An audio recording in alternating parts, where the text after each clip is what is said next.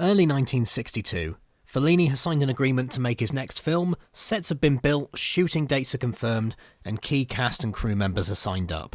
With shooting set to begin in May, he knows the name of the main character, but not what he does for a living, and therefore the course the film will take him on. He knew when first piecing together the basic details of the film in 1960 the kind of person he wanted to follow, each idea having some form of overlap. In a letter he described in a series of questions: a writer, any kind of professional man, a theatrical producer. He would go location scouting across Italy in the hope of finding his film over a place to actually make it. A month before filming was about to begin, he started writing another letter to producer Angelo Rizzoli, describing that he had lost his film. Then, as with many great stories of classic films, coincidence came into play as he was called to come to a party celebrating the imminent launch of filming. As he was raising a shameful toast to the crew, Fellini described, "I was a director who wanted to make a film he no longer remembers. And lo and behold, at that very moment, everything fell into place. I got straight to the heart of the film. I would narrate everything that had been happening to me. I would make a film telling the story of a director who no longer knows what film he wanted to make."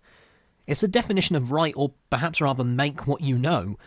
Fellini would embrace an improvisational nature to his filmmaking style, which would carry on over the years, although he would say he found the term improvisational irritating, and that he preferred to say what matters is being available.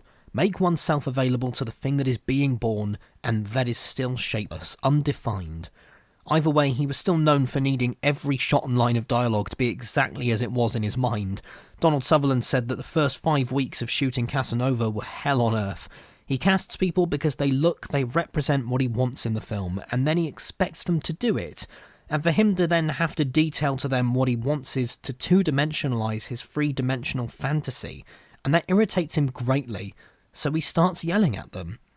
He recalled the changing script being handed 3 or 4 pages of monologue first thing in the morning to be learnt and ready for shooting not too long after. Fellini described that from the moment I begin to work, when I become a filmmaker, someone takes over. A mysterious invader, an invader I don't know, takes over the whole show. He directs everything for me. I just put my voice at his disposal. Someone else takes over with whom I coexist, but who I don't know. It's perhaps why he also said that when he was away from a set where dreams and fantasies come to life, no longer having actors made up, when I've quit giving orders, once I'm no longer immersed in the atmosphere that prevails on a film set, I feel a bit empty, as if I've been exiled. I feel quite unable to cope with what they call a normal existence. I'm taking a number of these quotes from the documentary Fellini, I'm a Born Liar. As a documentary, it's fine, it's okay, but if you're interested in Fellini, his attitude toward filmmaking, there's some really, really great quotes in there that make the whole thing worth it. So well worth checking out if you're into Fellini in general.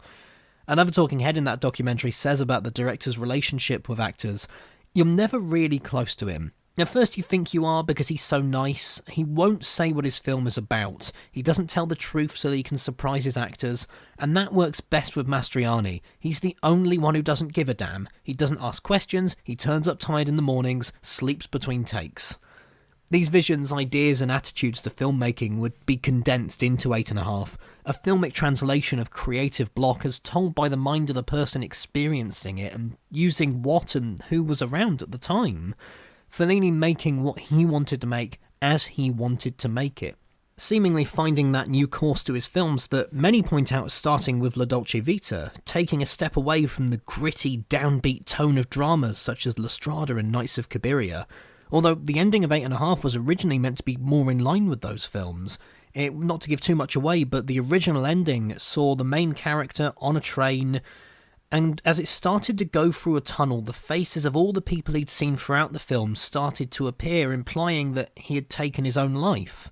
The ending that we actually get was originally only shot just so it could be featured in promotional materials, like trailers and posters. It was never intended to actually make the final cut. When confused about Fellini's state of being available on the set, the film's American press officer asked him what 8.5 was actually about. He responded that he wanted to show the 3 levels on which our minds exist: the past, the present, and the conditional, what he called the realm of fantasy. The world as Fellini's mind viewed and experienced it, as told by the directorial persona that stepped into his shoes while on set, while he may have appeared on screen in the form of Mastroianni. A kind of not quite method directing. The film is being shown tonight as one that inspired David Lynch's Inland Empire, but more than just that, it was something of a formative film for Lynch. He said that it was films like 8½ and La Strada that truly caught his eye as he was starting to get excited about film, describing the former as the most perfect example of filmmaking.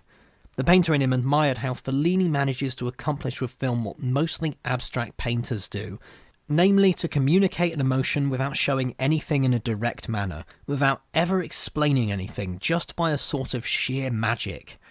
Throughout the course of this series this year, there are a handful of films that you could argue were among the most key for Lynch. The Wizard of Oz was a film he said he thought about pretty much every day and may well be the most important of these labelled Lynchspirations. Experiment in terror, suspense and fear can be seen in a number of his works, as can the voyeurism and shattering of America's idealistic security in Rear Window. But artistically, perhaps 8½ is the film that inspired him and influenced his style the most, particularly when it came to the running with ideas nature of both his life and Inland Empire. Fellini running with the feelings that came to him about filmmaking and his approach to it, piecing together ideas until they turned into something.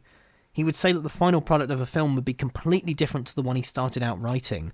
When he saw stills and clips on TV, he wouldn't recognise them, as he wasn't the one making them. It was the director he coexisted with while he controlled the visions of the dream at hand. 8½ is where those dreams, memories and confrontations combine.